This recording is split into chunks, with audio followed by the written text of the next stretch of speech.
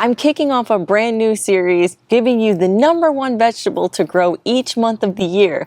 And I'm going to share with you all the little tips and tricks of how to get it to grow properly. Welcome back, friends. But if you're new here, I'm Patrina with Homegrown Florida. And this month in January here in Florida, we're going to be talking about lettuce, because lettuce is a great #1 vegetable that you can start in your winter garden. So let's open up our handy dandy Homegrown Florida gardening guide. We're going to flip to the lettuce and spinach section, and we're going to figure out first when we're supposed to start it, right? Just make sure we're on the right page here. And it says the best time to start lettuce from seed in Florida is between September and March. Yeah, we're in January. Perfect timing, right in the middle of that. You can also do from transplants at this point too. A lot of this is referencing seeds. But lettuce can be started directly in the soil or trays. So let's start with that first, and I can show you the different ways to do it. I have 2 different kinds of seeds. These are my 2 favorite varieties right now. If you've had struggles with your lettuce bolting, going to seed, tasting really bitter, not growing very quickly, definitely pick you up some Salanova from Johnny Seeds. There's like 6 different kinds. You can get reds, greens, butter, inside. There's a lot of different varieties that you can grow. This one, I can't get it to bolt to get seed from it. That is how good it is, okay? I've been trying to save my own seed. The thing just won't bolt. It's crazy. The other one that I really like this season is Sierra. This one is less expensive, and I got this one from Southern Exposure, a little bit cheaper of a seed, but I really like this particular variety. Now, these seeds come in 2 different ways. This is a pelletized seed, so I'm going to show you what that looks like, and this is a more traditional seed. First things first, we want to fill up our seed tray, and if you notice here, my soil is a little bit dark, and the reason for that is it's slightly moist, and that's what you want. You want slightly moist, or even wet is fine. Do not start with soil that is completely dry. That is a no-no. You're going to have trouble with your germination. So I'm going to set my little seed tray right here, and we're going to actually plant one directly right here just so I can show you the difference, and there's not much of a difference. All right, so first, let's make a little indent. You're going to make an indent with the tip of your finger or the back of a pen, anything that you have, but you want to kind of make a dent. And you can see that if your soil is wet, you will maintain the indent. That's important. We're going to start out with the pelletized seeds so you can see what that looked like. We're doing the red butter. Pelletized seeds have like this, I think it's like a clay coating. Now the good thing about this is you can plant one per pod without like losing a lot of seeds, and that's important because these seed packets are kind of expensive and they only give you 25 seeds. It's like $6 for this pack. That's kind of expensive when you think of seeds. So you really want each pelletized seed to give you a plant, and that's why they pelletize them, I think. Now let's look at a more traditional seed. With more traditional seeds, you can see I've got thousands of seeds in here. I'm not even sure how many. So I'm very generous with my seeds here. I want to drop 2 or 3 seeds into each just to make sure I get a plant. And you know, it could take me a lifetime to go through this many seeds. So that's all I do, drop them in the little pocket. What I usually do is I barely cover them. Like I don't even fully cover them. Now let's go over here and I'll show you what I do here. Same situation, guys, right? I'm going to make a little dent with my finger. It's probably a little bit bigger of a dent. I do that on direct seeding because they do tend to get blown away and stuff. You have to be careful of that. And then we're going to drop the same amount of seeds. Oh, probably a few more. Then I'm just going to take it and do the same thing. Now I do put the dent in there, especially with direct seeding, because wind could blow, you know, animals could come by, we could get rain and it'll wash it down in here, and if they have the little dent, they're going to stay in that place rather than washing away. So that's an important thing to think about. Now the next thing we need to do is water these in, and while we do that, let's talk about the different kinds of lettuce, because there's a few different varieties. I think the ones that are most common to people is going to be romaine and iceberg. Romaine grows very well down here. certain kinds. Iceberg does not. I have had some luck with something called a crisp head, which is kind of like a looser iceberg, but the really good heading tight icebergs don't typically do very well in super hot climates. Heading varieties in general don't do well in super hot climates. So a lot of the times we pick non-heading varieties. Both or all of these, I think, are non-heading varieties. The Sierra actually does form like a head, but it's a softer, looser head. And I think that's what you're going for. You're going for loose leaf or open head varieties. You can absolutely go for a heading variety if you want. Just be aware that a lot of times they bolt or go to seed a lot faster than some of the other ones. And usually it requires a longer time period to get them to harvest. And we just don't have a lot of cool enough weather to do that. So now we got these watered. I'm going to take this little tray and I'm going to go put it with all of my other seedlings on my patio deck where it's going to get full sun. Now this guy is probably going to grow a lot slower than this one because this one's going to be in full sun from right away. It's going to get protection from rain. It's going to get fertilizer applied to it every 2 weeks. But this little guy right here, he's going to be living on his own.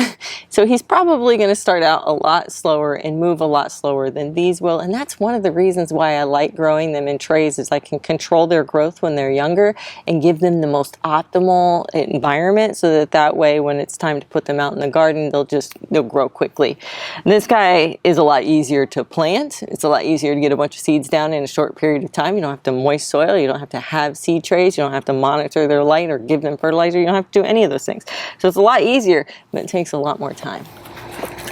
All right, so we got our seeds started. Let's see what else our book tells us about plant spacing, 4 to 12 inches apart, depending on whether you're going for loose leaf or heading varieties. It talks about the different types of varieties that we just went through. Cultivation, deep watering method. We're going to feed our lettuce plants a high nitrogen fertilizer like blood meal monthly or Alaska's fish fertilizer weekly. All right, we got that in place. Now let's work on transplanting, right? So if you started them in trays instead of directly like we just did, you're going to have a seedling that looks like this. And I actually have like the perfect example here of different sizes. So this guy right here grew at a faster pace. This is a red leaf Salanova. And then we have some green leaf Salanovas that are taking their sweet little time and they're tiny. So which one of these can we transplant? I typically would not transplant something like this. The reason why is not because the plant won't do well. Plant will do just fine if you transplant it at this level. The problem is that the pests that are in the bed love little tiny plants like this, and they'll chew them in one day.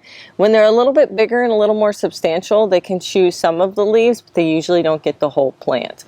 That's why I picked these guys. Let me show you how I transplant this red one. I have a perfect spot right here. I know you probably won't think it's perfect because there's like a green onion here, there's a sweet pea there, there's another green bean coming in. I've got some weeds right here, but you know, I like to pack things in, but I find a little space right here that we can do something with. So all that I do is I kind of pull the mulch away. I always get that question like, how do you plant in mulch? You just pull the mulch away gently, and then I do something very aggressive, which is I just dig my hand down like so. I'm hitting roots from this plant and that plant. I don't care. They usually do just fine as long as that's all I do. And then for this, I'm going to pop this guy out. Thankfully, this is one of the Epic gardening trays. I'll put it in the description if you're interested in them, but they just work so well. They're so healthy for the seedlings, and just popping them out, I'm not disturbing the plant hardly at all. And I just make my little dent. I drop the little dent in there, and then I just push the soil around it. I usually will give it one good press down into the dirt, and then I grab my mulch and I push my mulch back over, and it kind of like tucks it right in like it's going to bed. That's it. Make sure to water your new transplants in. I usually water mine every day. If it's nice like today we're having beautiful weather, it's in the 70s. But if it's nice like today, I'll water them like every other day for a couple days until I start to see new growth, and then I leave them on their own. They'll have to manage with the sprinkler system in the rain. But if it's hotter, if you're more in the 80s, then you're gonna wanna water every single day and give them lots of shade. If you've noticed, we're in a shady spot right now. I almost always grow all of my lettuce and greens in shade. These guys we're gonna put back on the deck because they need probably a week or two more before they're ready to go out in the garden. All right, so we got it planted, we got cultivation, we've been feeding it, we've been watering it. What's next on our list? Ooh, it's harvest time, and these guys are ready to harvest very, very quickly. As soon as there are 6 leaves on the plant, you can begin using it for the cut and come again method. So there's 3 methods that you can harvest your plant. I'm gonna show you all 3 of them today. This first one is for this plant right here. Hopefully you can see it pretty well. I'll get you in close. It's starting to bolt. It's getting elongated. You can see right here that the stem is getting very thick and it's growing upwards. Like the head of it is right here. It's not normal. It should be down here.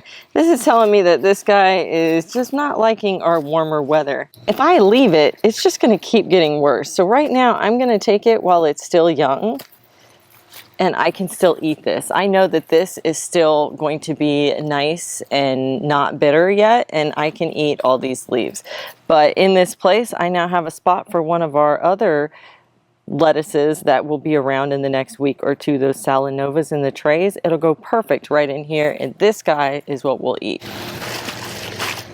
The next style of harvesting your lettuce is cut and come again, and this way is better than the last one I showed you because this way allows you to keep the plant growing. Now if you notice this one, that stalk is way down here. It's not doing that tall, lanky, bolting thing that the other one was doing. So this is a perfect candidate for cut and come again. You can see I'm just taking the outer leaves, and all you do is kind of find the center of the plant and then cut away everything that's not in the center of the plant. I'm just going to cut those.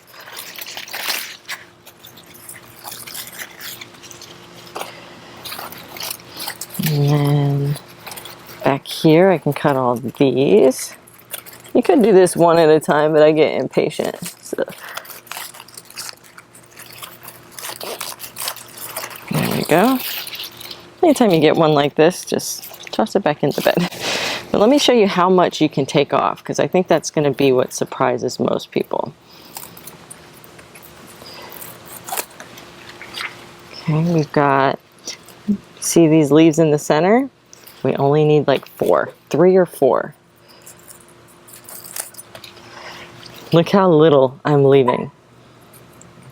I think I left 1, 2, 3, and then technically that's a 4 and a 5, but they're very, very tiny. I did that to this lettuce just a couple weeks ago where I left it with only 3 leaves, and look, it's already growing back. Let's do this one because we can get a lot of lettuce off of this one.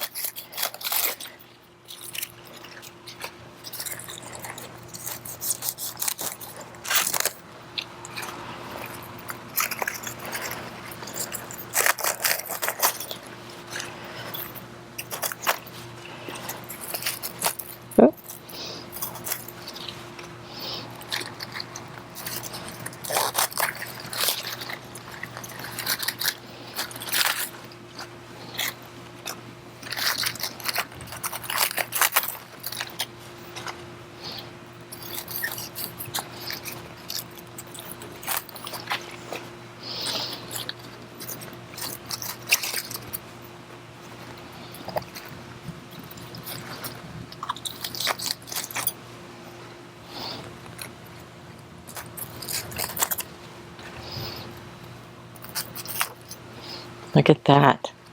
I left even more on this one. I could take this one. You know, let's just take that one. Why not? Look, that's all you need to leave.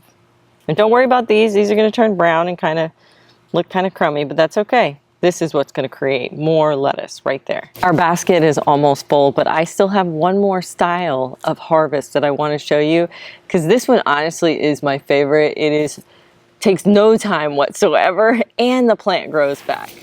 And it's what we're going to do to this little guy right here. This is one of the Salanovas. It grows very, very compact, and that's why I absolutely love this particular harvest method. Okay, we're going to take our sharp knife. We're going to look for the bottom. There's our bottom base right there. We're going to come about 1 inch or 2 up. I'm going to grab the lettuce whole like this.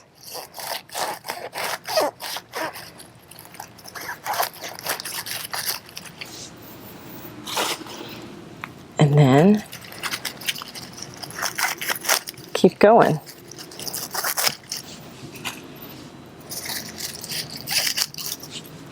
And that little bunch right there and that little center right there is all going to keep growing. It's going to sprout new leaves from all of that and then grow again.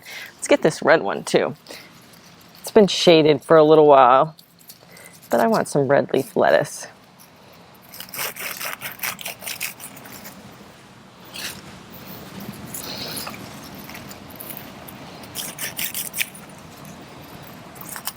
Look how fast that was, how quick that was. And we're gonna leave these little guys here and they are gonna produce again. Probably 2, 3, maybe even 4 times with the Selenova.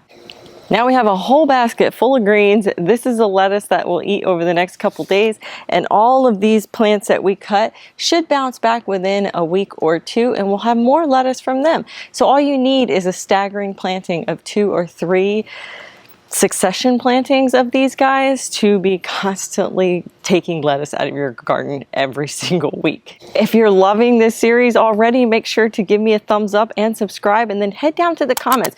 Leave me a comment of which vegetable or fruit you would love to see on this series, and I will make sure to include it.